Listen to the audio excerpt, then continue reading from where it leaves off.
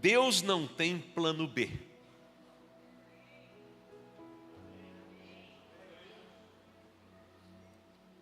A gente está acostumado, quando algo não dá certo, a arrumar um plano B.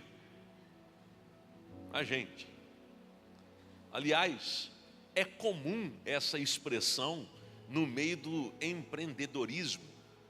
Qual é o plano B? Se o A não der certo. A gente pensa assim, a gente tenta dar um jeitinho. Eu olho para a Bíblia e descubro que com Deus não tem plano B. Mesmo quando tudo está dando errado, não tem plano B. Deus sabe o que está fazendo. Deus sabe do começo antes do fim, e do fim antes do começo. Então, Deus não tem plano B.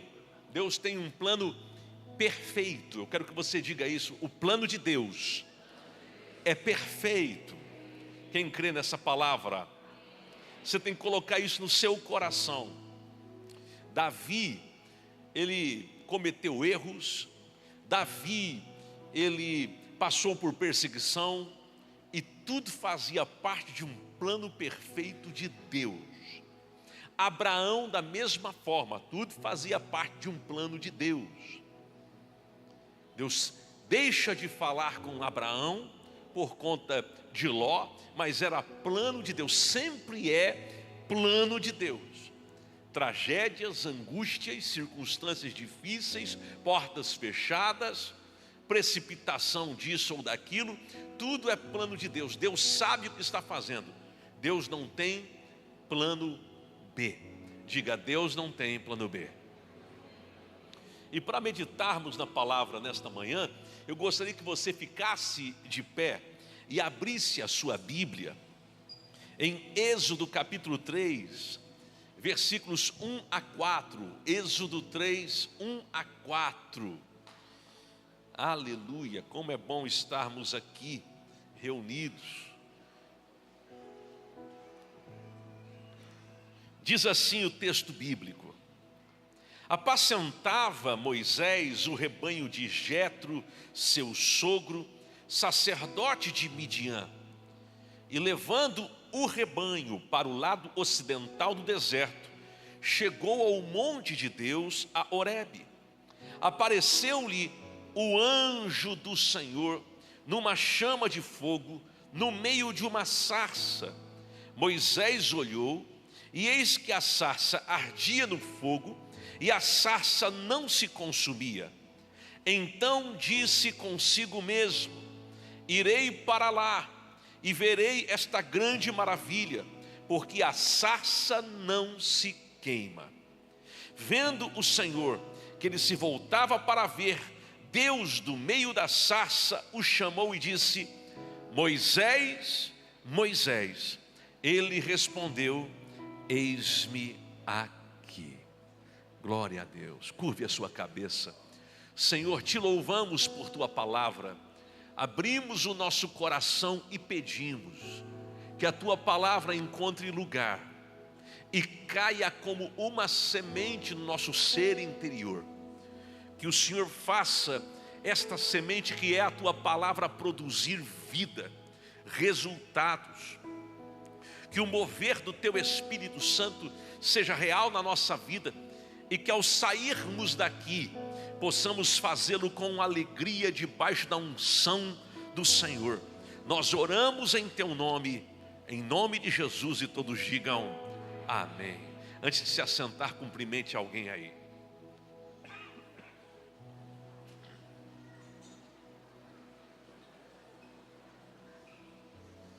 Deus não tem plano B.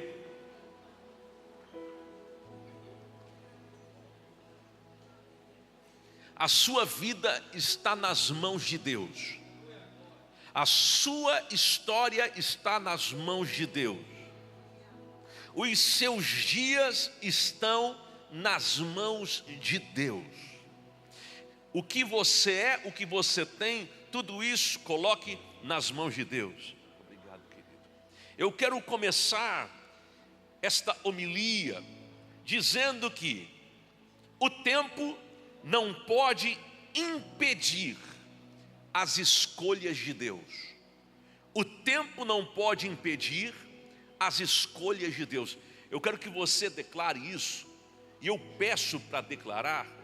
Pode até parecer chato, mas eu peço para você declarar, repetir, para isso ser fixado na sua mente. Então, declare isso: o tempo não pode impedir as escolhas de Deus. De fato, Deus não tem plano B. Quando nós olhamos para a história de Moisés, vamos enxergar claramente esta verdade. Moisés tem uma história de milagres, mas também de fracassos. Moisés tem uma história, num determinado momento da vida dele, ele carrega um tipo de uma frustração muito grande. Por exemplo, no momento do chamado de Deus para a vida de Moisés, Moisés está frustrado, ao mesmo tempo que conformado com um tipo de vida que estava levando. Moisés estava conformado com o estilo de vida que estava levando, mas Deus não estava, porque Deus tinha um plano para Moisés. Se você observar a história de Moisés e o contexto histórico do seu nascimento, as coisas que aconteceram a ele, você vai perceber que ele fora colocado em lugares estratégicos no Egito. Lugares estratégicos. Sobre ele havia uma grande expectativa dos hebreus. Os hebreus, povo sofrido, povo que estava sendo escravizado, desde que se levantara um novo faraó, como você pode observar nos capítulos anteriores de Êxodo, um faraó que não conhecera José. Então o povo hebreu começou a ser perseguido, e no meio da perseguição, quando se vê Moisés dentro do palácio de Faraó, o que é que os hebreus estavam pensando? Eis aí alguém para interceder por nós, para aliviar a nossa carga.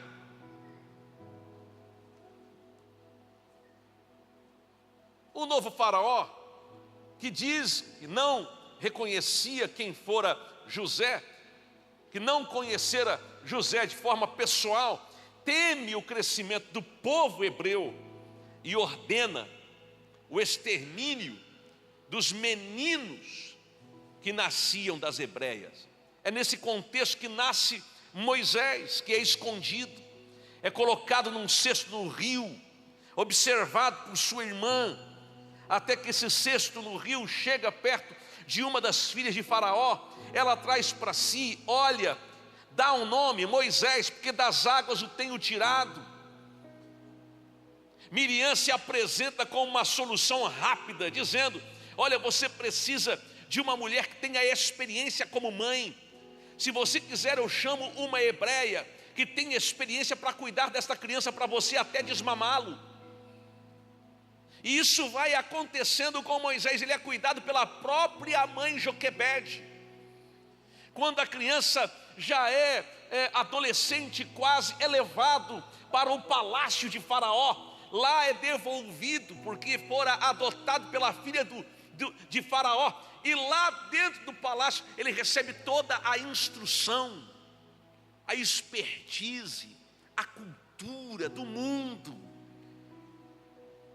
Ele se torna uma referência para os hebreus, não só referência, como também a expectativa deles.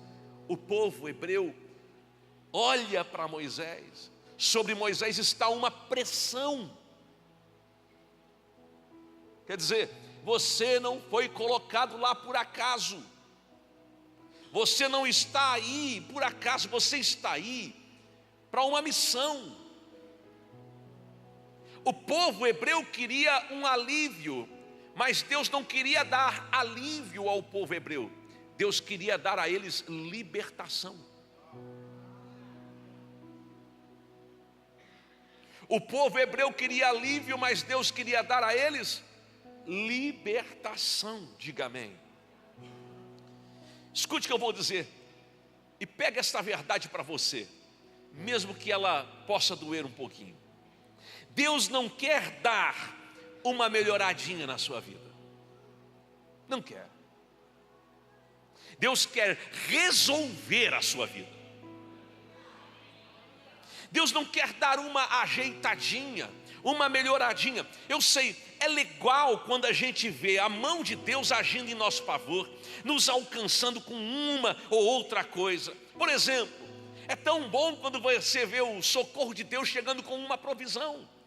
É tão bom quando você vê Deus tocando no seu trabalho e você sendo promovido. É tão bom quando você vê o agir de Deus vindo e uma meta sendo alcançada. Isso é bom, é bom. É bom quando você tem a oportunidade de comprar uma casa, um carro, uma porta se abre, uma prosperidade chega. É muito bom quando você percebe que essas coisas podem acontecer a partir do divino, a partir de Deus. Mas Deus não quer apenas dar uma melhoradinha. Deus quer resolver você por inteiro. Deus não quer melhorar um pouquinho você.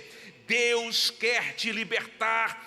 Deus quer transformar a sua vida. Eu quero que você levante a sua mão direita aos céus e diga: Deus quer transformar a minha vida. Quando eu penso nisso, nesse aspecto, nesta percepção que tenho bíblica sobre a história de Moisés, eu chego a uma conclusão: Deus sempre quer nos dar mais do que a gente tem a percepção que pode receber. Olhe para alguém e diga: Deus sempre tem mais do que você está pronto para receber. Moisés está no palácio, mas não esquece de suas origens. Um dia, ao ver um egípcio maltratando um hebreu, ele mata o egípcio, o esconde na areia. No outro dia, ele vê dois hebreus brigando, discutindo. Ele vem, se coloca no meio e diz: vocês são irmãos, por que vão brigar? Que isso? E um deles diz a Moisés: queres fazer conosco o que fizeste outro dia com aquele egípcio? Moisés se vê descoberto e com medo ele foge. Os tempos vão passando. Ele vai para Midian, casa, cuida dos animais do seu sogro. A história dele se dá ali, 40 anos se passam, parece que ele está esquecido, mas para Deus, ele está no exato lugar onde o chamado, de fato, deveria acontecer. Porque é sempre assim. Parece que as coisas saíram do controle de Deus, mas nunca saíram do controle de Deus. Deus tem o controle absoluto mesmo quando tudo está dando errado. Deus tem o controle da sua vida. É só uma questão de tempo para você entender o propósito. É só uma questão de tempo para você ver o livramento. É só uma questão de tempo para você experimentar o favor de Deus sobre a tua vida.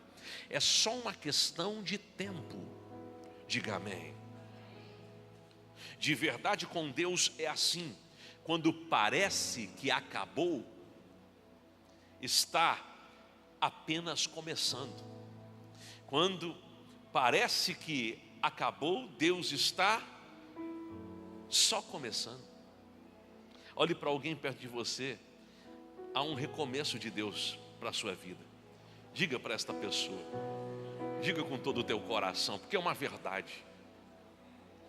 O tempo não pode impedir as escolhas de Deus. O deserto pode parecer o seu fim, mas para Deus é o lugar estratégico para te moldar, para te transformar, para arrancar de você alguns cismas, para arrancar de você o orgulho. Porque não tem nada, gente, pior na vida de uma pessoa do que o orgulho, até mesmo o orgulho espiritual. Eu tenho a capacidade de ouvir qualquer pessoa pregar, até o irmão mais simples, mais limitado, o irmão que tem o português dos piores, porque eu sei que num determinado momento, mesmo com um português atravessado, ele vai falar uma palavra, e aquela palavra vai vir de encontro ao meu coração, e quando aquela palavra alcançar o meu coração, algo do Senhor será liberado sobre a minha vida, algo será desatado, porque escute, Deus sempre está no controle.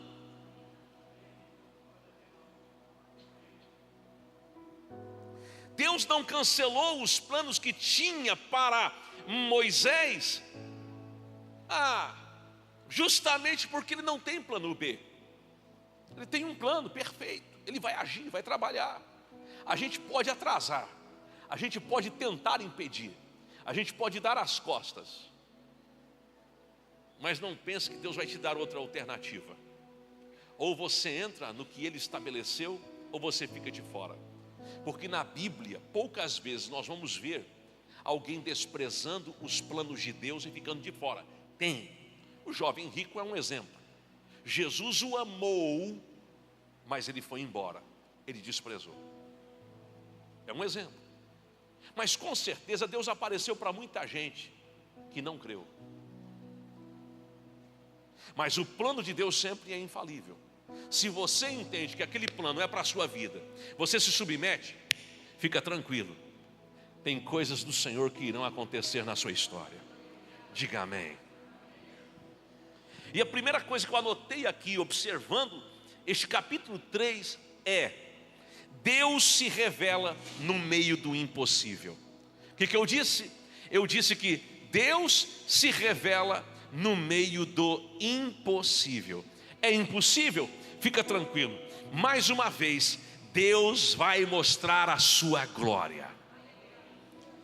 Os versículos 2 a 5 de Êxodo 3 diz: apareceu-lhe o Senhor, ou o anjo do Senhor, numa chama de fogo, no meio de uma sarça ardente. Moisés olhou, e eis que a sarça ardia no fogo, e a sarça não se consumia. Então disse consigo mesmo: irei para lá e verei esta grande maravilha, porque a sarça não se queima. Vendo o Senhor que ele se voltava para ver, Deus do meio da sarça o chamou e disse: Moisés, Moisés. Ele respondeu: eis-me aqui, Senhor. Deus continuou: não te chegues para cá, tira as sandálias dos teus pés, porque o lugar em que estás é terra santa. Nós precisamos pensar nos detalhes desse texto.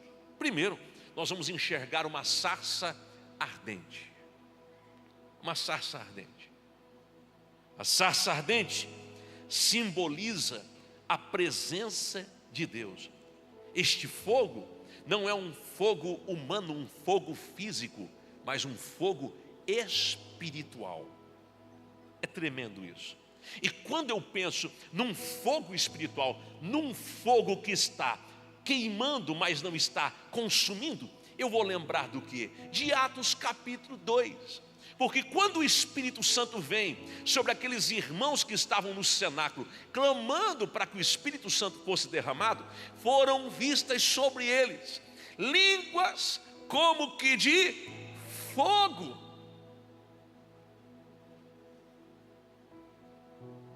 Então a sarça queimando, o fogo na sarça, está ali representando justamente a presença do próprio Deus. O fato de olharmos para o texto e enxergarmos o anjo do Senhor, e anjo aqui está com A maiúsculo, está falando de uma teofania de Deus, do próprio Deus se mostrando, se revelando. É lindo esse texto por conta disso. A gente até canta: é que a sarça pegou fogo e não se consumiu. Oh, meu irmão, porque é uma verdade. A presença de Deus vem e se manifesta, às vezes até de forma visível. Quando a gente vê a ordem de Deus para tirar as sandálias, nós somos levados a pensarmos sobre a importância de sempre termos reverência, posicionamento de santificação diante da presença de Deus. Eu e você, quando chegamos diante da presença de Deus, temos que ter este coração. Um muçulmano, quando entra numa mesquita, a primeira coisa que ele faz é tirar as suas sandálias, os seus calçados, porque ele diz: esse lugar é um lugar santo. Ele pensa isso. Veja isso. Tirar as sandálias diante de alguém era, naquele contexto histórico, reconhecer que aquela pessoa é maior, é reverenciar. Era uma atitude pontual que acontecia diante de algumas autoridades. Tirar as sandálias. Tirar as sandálias é a separação do comum para o que é santo. Moisés estava reconhecendo que aquele lugar era santo, porque quem é santo estava ali. É tirar dos pés, e pés falam de caminhada, de andar, de jornada.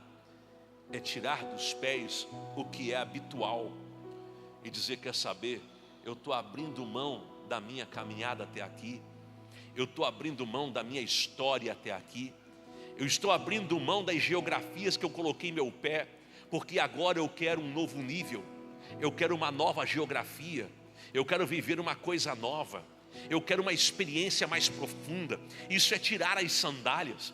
Quando você chega aqui, diante da presença de Deus, começa a ouvir a palavra, começa a ter o louvor, a adoração, este é o sentimento que deve permear a sua vida. Eu vou abrir mão da minha história até aqui, porque eu quero viver algo novo a partir de então. Eu quero viver algo novo com Deus, diga amém.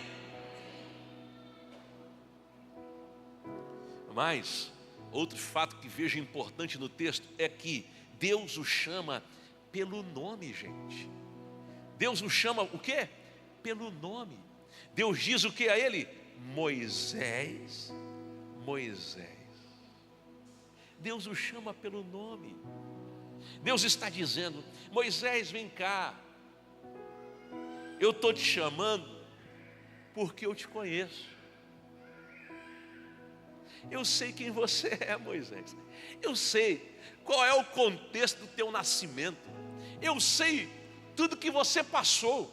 Eu sei qual é a sua história. Eu sei dos problemas que você teve, da frustração que você carrega, do conformismo que você tem em relação a estar vivendo do mesmo jeito, dia após dia. Eu sei quem você é. Quanto tempo Moisés estava esquecido, mas Deus não havia esquecido de Moisés. Deus sabia exatamente o lugar onde Moisés estava, assim como Deus sabe o lugar exatamente onde você se encontra.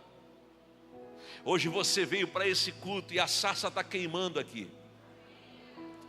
Hoje você veio para esse culto, escute, Deus sabe exatamente onde você está. Seja o teu nome Roberto, Benjamin, Francisco, Priscila, seja o teu nome Maria, Antônio, Antônia, seja o teu nome Leandro, seja o teu nome Ricardo, eu não sei qual é o teu nome, mas Deus sabe, e Deus te encontra onde você está.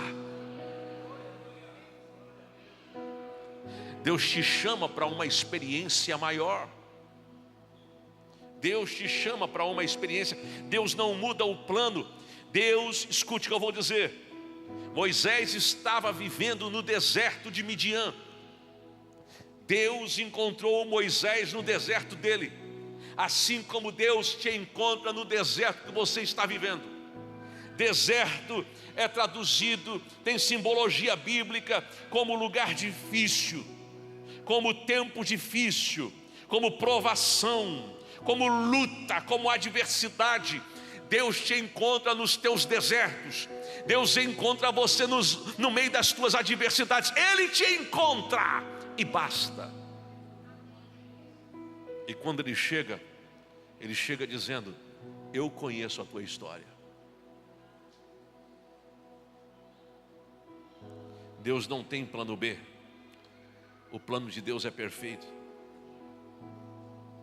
Segundo, as suas desculpas jamais serão maiores do que o seu propósito. Você pode dar as desculpas que quiser, elas não vão convencer Deus.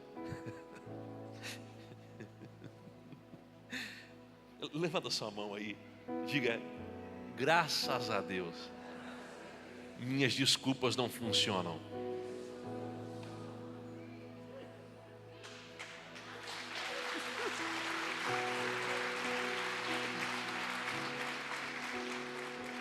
Eu cansei de dar desculpas para Deus. Eu já dei muitas desculpas para Deus. Eu já falei muitas vezes para Deus: não, veja bem, olha para mim. Mas Ele não aceitou minhas desculpas. Eu estou falando para você que Deus não vai aceitar as suas desculpas. As nossas desculpas não servem para nada.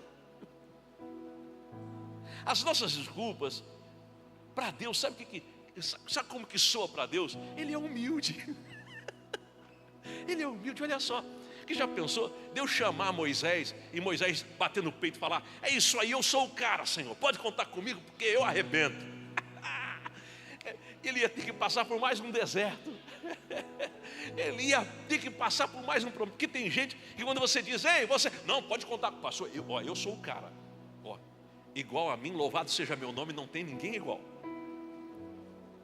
Não sei se você já se deparou com isso, mas é tão lindo quando você fala com alguém e diz: olha, precisamos de tal coisa, e a pessoa fala: pastor, eu tenho uma certa experiência, eu posso ajudar, eu trabalho com isso, mas assim, enfim, eu posso ajudar. A pessoa se coloca nessa posição.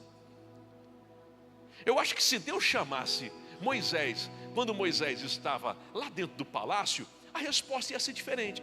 Ele ia dizer: ô Senhor, afinal de contas, quem me colocou nesse palácio foi o Senhor. Rapaz, ia ser diferente, pastor Marcos. Quer dizer, eu estou no lugar certo, na hora certa. Pode contar comigo, eu vou falar agora mesmo com o faraó. Agenda aí com o faraó, que eu quero falar com ele. Diga para ele que é o seu neto que quer falar com ele. Uau, netão. Ia chegar cheio de pompa, soberbo, orgulhoso, porque tinha acesso. E aí, não, Deus tinha que tirar Moisés do palácio. Deus tinha que levar para o deserto. Deus tinha que forjar ele. E Deus tem um jeitinho tão especial e carinhoso de forjar. Às vezes é com a cara no asfalto,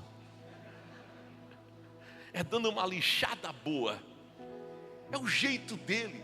A prepotência, a soberba, o orgulho, sabe, te destrói, te faz mal.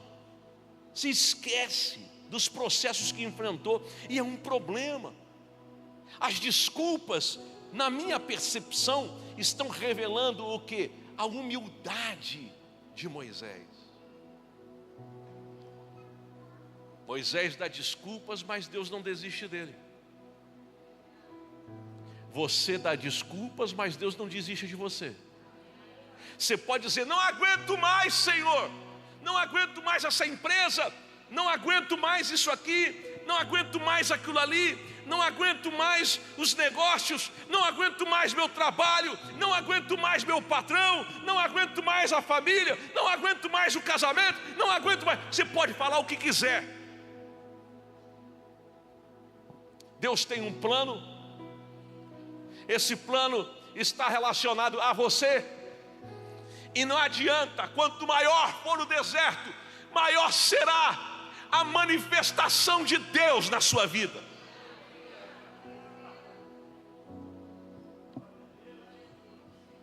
Olha o que Deus diz para Moisés, Êxodo 3:10. Vem agora e eu te enviarei a Faraó para que tires o meu povo, os filhos de Israel, do Egito. Então disse Moisés a Deus: quem sou eu para ir a Faraó e tirar do Egito os filhos de Israel? Deus lhe respondeu: eu serei contigo, e este será o sinal de que eu te enviei. Depois de haveres tirado o povo do Egito, servireis a Deus neste monte. No capítulo 4, versículo 10 a 12, a gente lê: então disse Moisés ao Senhor: ah, Senhor, eu nunca fui eloquente, nem outrora, nem depois que falaste ao teu servo, pois sou pesado de boca e pesado de língua. Respondeu-lhe o Senhor: quem fez a boca do homem? Ou quem fez o mudo, ou o surdo, ou o que vê, ou o cego? Não sou eu o Senhor? Vai, pois, agora, e eu serei com tua boca, e te ensinarei o que hás de falar. Moisés se esconde atrás de uma desculpa de que, de alguma forma, estava ligada ao seu passado. É bem isso. Em outras palavras, é assim: eu já tive chance quando tinha acesso no reino do Egito. Agora quem sou eu na fila do pão? Agora como poderei eu ser um instrumento teu? Eu estava lá, eu tinha acesso, joguei tudo fora, me precipitei, frustrei a expectativa de muitos hebreus. Escute o que eu vou dizer: tem muita gente frustrada porque perderam oportunidades no passado.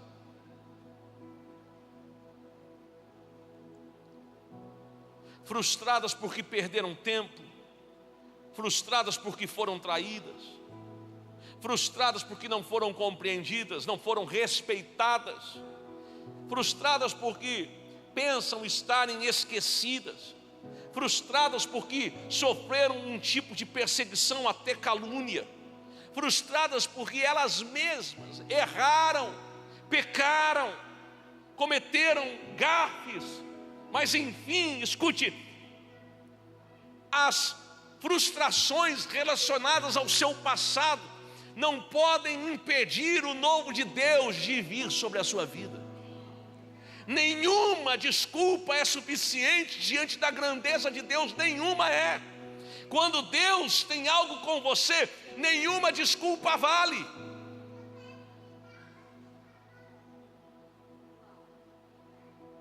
É interessante porque Deus não vai afagar Moisés, Deus não vai elogiar Moisés, Deus não vai: ah, Moisésinho querido, ah, mas tu é tão bonitinho. Não, não tem nenhuma palavra. A palavra de Deus para Moisés é: eu serei contigo. O que é? Eu serei contigo. O que Deus disse para ele? Eu serei contigo. De novo, o que Deus disse? Eu serei contigo. Essa é a maior de todas as respostas. Essa é uma palavra que deve nos calar. O fato, a convicção de que não estamos sozinhos, mas Deus está conosco.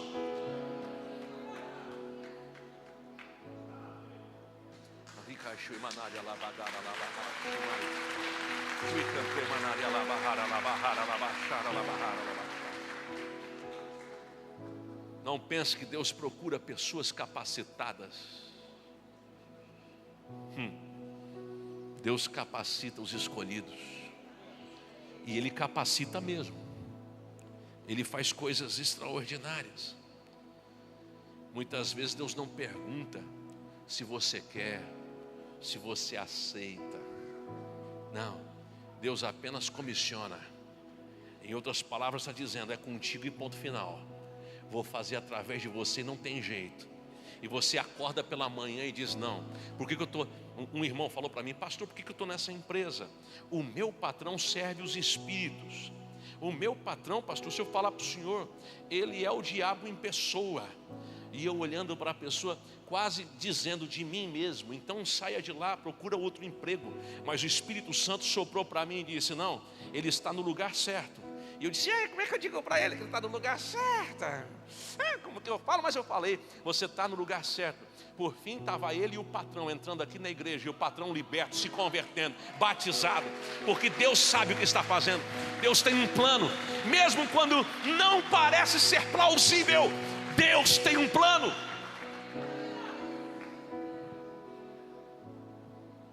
Deus não tem plano B, não.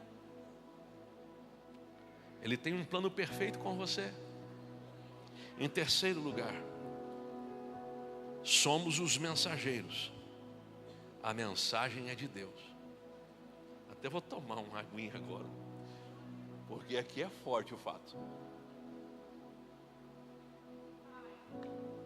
A mensagem é de Deus. Você pode se tornar a mensagem, você pode se tornar a carta, e você é. A Bíblia diz: vós sois a carta. Mas de fato, antes de você se tornar, antes de você ser, você precisa entender: você é o mensageiro, o porta-voz, o instrumento. A mensagem é dele. Diga: a mensagem é de Deus.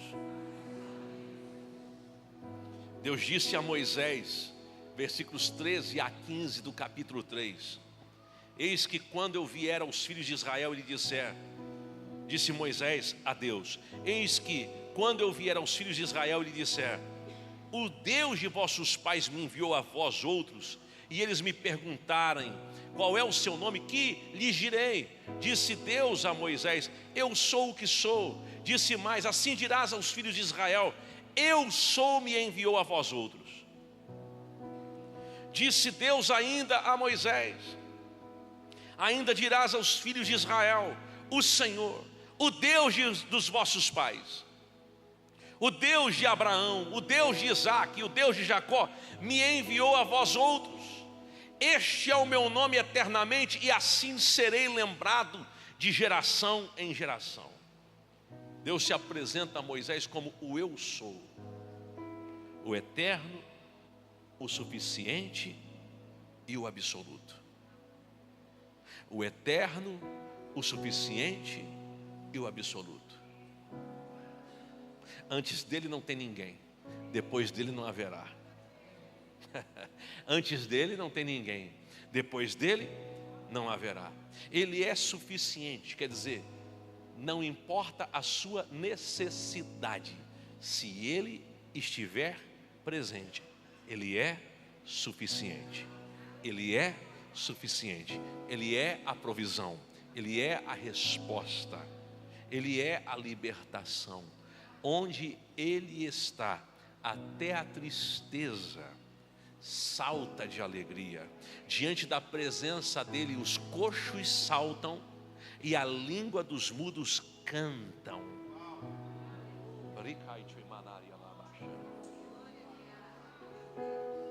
Ele é suficiente. O salmista disse no Salmo 23: o Senhor é o meu pastor, de nada terei falta, porque se eu tenho a presença dele, eu me sinto completo. Ele é suficiente, e mais do que ser suficiente, ele é absoluto.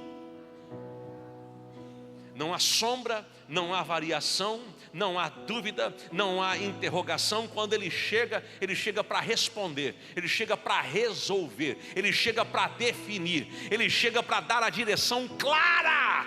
E eu estou olhando para a gente aqui, que nesses dias vai ter essa experiência de um Deus absoluto, que tem o domínio de todas as coisas.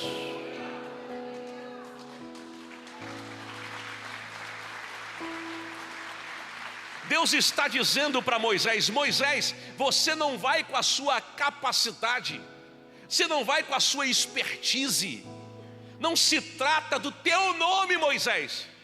Não se trata, eu estou te chamando conhecendo quem você é. Antes da tua primeira desculpa, eu já sabia que esse era o teu problema. Deus está olhando para você e dizendo: você não vai caminhar segundo a tua expertise, segundo a tua capacidade. Você não vai carregar o teu nome, porque quando eu te escolhi, eu já sei quais são as suas limitações. A questão é que quando você se coloca nas mãos de Deus, quando você se coloca nas mãos de Deus,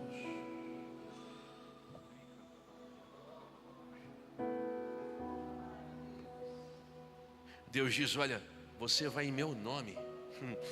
Eu lembro de Davi. Tu vem com espada, com escudeiro, tu vem com lança, mas eu vou contra ti. Eu vou contra ti, num nome, um nome que está acima de todo nome, um nome que nunca perde, um nome que tem o domínio e o controle de todas as coisas. Eu vou contra ti no nome do Senhor dos Exércitos. Deus está dizendo para Moisés: você vai no meu nome. Chega de querer fazer as coisas do seu jeito. Chega de querer encontrar um plano B, um plano para sair dessa situação, uma coisa. Ei, chega! Está na hora de você dizer: Senhor, os teus planos para mim, o teu propósito para mim. Eu quero viver o que o Senhor está designando. Eu quero caminhar do jeito que o Senhor está dirigindo.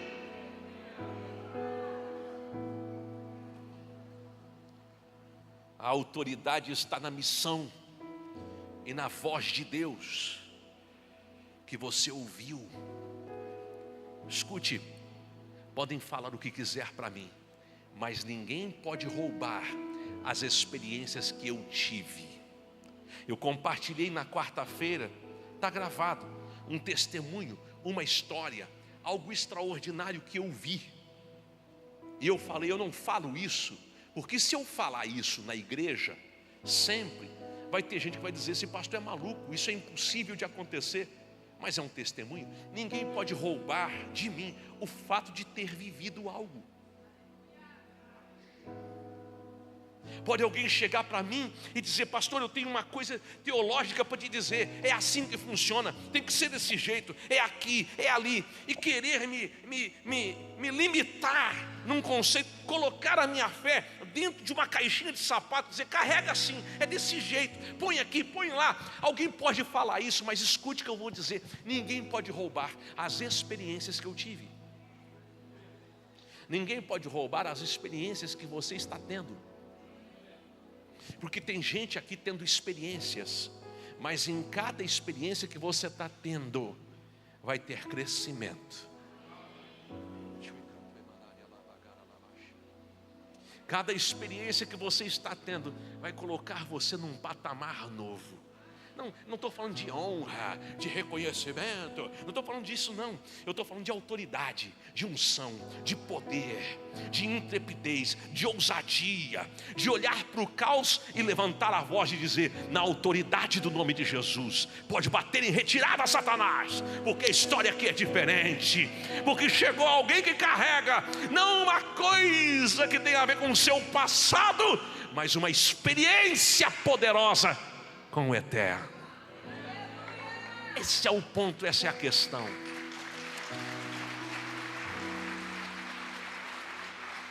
Oh, aleluia! Você é o mensageiro, a mensagem é de Deus. Só que tem hora que a mensagem, porque não dá para você comunicar uma coisa que você não carrega, que não é algo que faz parte de quem você é.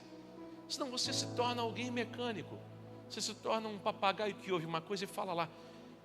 Chega uma hora que a mensagem se torna um com você, que a palavra começa a estar dentro de você. Eu sempre digo que ao ouvir e se relacionar com a palavra de Deus, um homem espiritual começa a ser construído dentro de você. É um homem espiritual que começa a ser construído em você. Suas convicções, valores começam a mudar, princípios começam a te nortear. O Espírito Santo começa a te dar discernimento. Você começa a ficar incomodado com coisa que antes não ficava.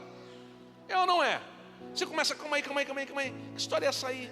Não, isso está mal contado. Ah não, esse ambiente não é para mim. Eu já ouvi Gente dizendo: pastor, comecei na igreja, comecei a ouvir a voz de Deus, comecei a me relacionar com a palavra de Deus, comecei a participar dos devocionais que o senhor faz, comecei a receber instrução, aí comecei a receber ao mesmo tempo que continuei vivendo da mesma forma, mas chegou uma hora que não dava mais para estar naquele ambiente, porque eu me sentia incomodado. É porque um ser espiritual começou a ser construído dentro de você. Jesus começou a aparecer aí dentro. Diga amém. Deus não tem plano B, a missão de Deus na sua vida nunca para.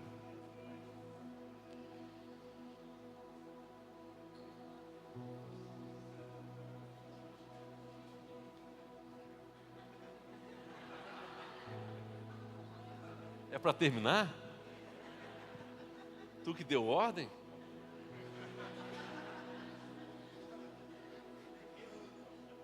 É para terminar?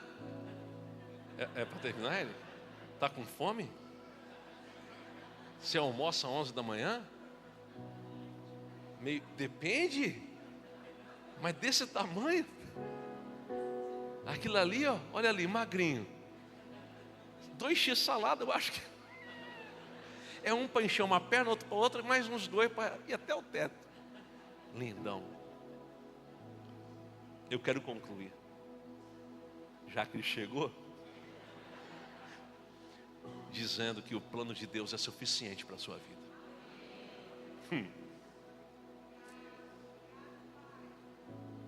Quantas vezes a gente lê na palavra de Deus: olha, os planos que eu tenho a vosso respeito são planos de paz, para vos dar o fim que desejais.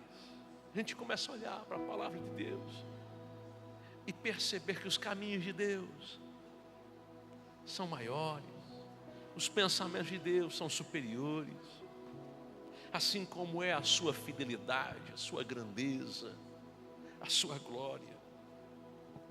Então escute, o plano de Deus é suficiente. Deus não tem plano B, Ele tem um plano perfeito para a sua vida. Você não precisa de atalhos, você não precisa de outros meios, você não precisa investir força própria, você precisa que a mensagem tome o seu coração.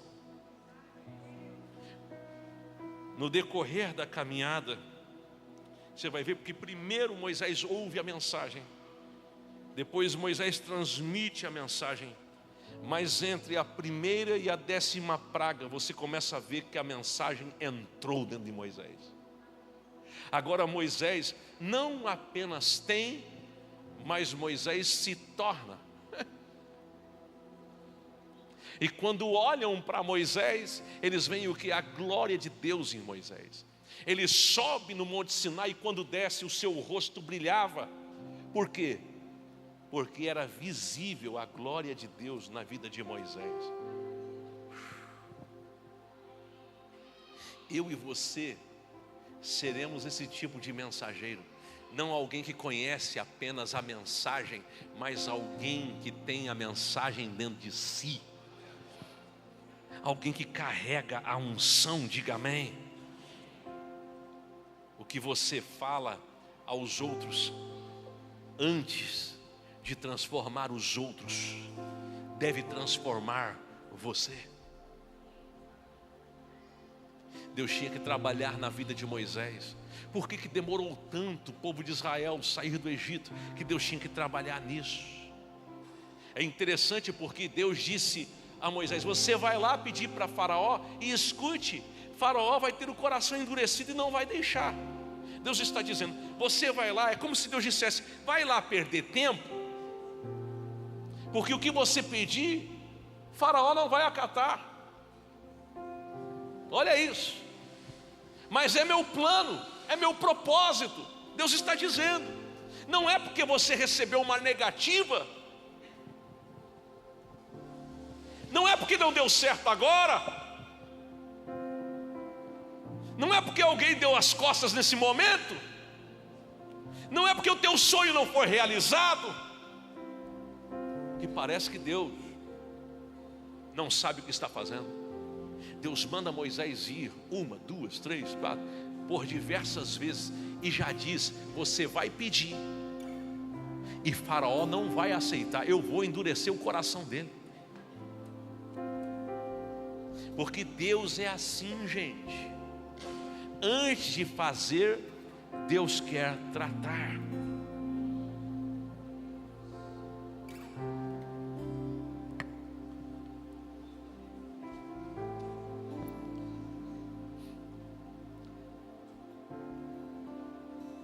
Jamais o plano de Deus será frágil. O plano de Deus sempre será soberano. Fique de pé. Há uma unção de Deus aqui nessa manhã. E eu preciso te dizer que Deus não tem plano B. Inclusive Jesus não era plano B. Quer saber? Escute, no céu não tem gabinete de crise. Olha o que inventaram lá na terra, pandemia, o que inventaram lá, isso, aquilo. Reúne agora os anciãos aí, os arcanjos, os querubins, serafins, todo mundo junta aqui, vamos fazer um gabinete de crise para resolver o problema da terra. Pelo amor de Deus, não, no céu não tem gabinete de crise, não. O homem pecou, olha, o homem pecou. O pai, olha lá, o homem pecou, Adão que tu criou, olha lá, com Eva, pecaram. Agora a gente tem que dar um jeito. O que eu vou fazer? Filho, vai ter que ser você mesmo. Vai ter que ser você mesmo, você vai ter que descer, viu? Não, a Bíblia diz que ele já tinha sido oferecido antes da fundação do mundo. Porque Deus sabe, Deus já tem tudo preparado. Deus já tem tudo preparado. Deus sabe onde você errou, onde você tropeçou. Deus sabe quais são os seus fracassos, suas fragilidades. Deus sabe das tuas limitações. E Deus já tem tudo preparado. A restauração está preparada, a restituição está preparada, a remissão está preparada. Você precisa entender isso. Tudo já está pronto. Diga amém. Inclusive, o céu já está pronto. O que eu disse? Eu disse que o céu já está pronto. Está tudo pronto, está tudo organizado. Deus não tem plano B. Deus não tem que dar jeito. Nós que somos brasileiros gostamos de dar jeito para tudo. Vamos dar um jeitinho aqui, vamos arrumar aqui as coisas. Não, com Deus não funciona assim. Deus não tem plano B. E o plano perfeito de Deus é Cristo. Jesus é o plano perfeito. Eu disse que Jesus é o plano perfeito. Eu quero fazer 2 convites aqui.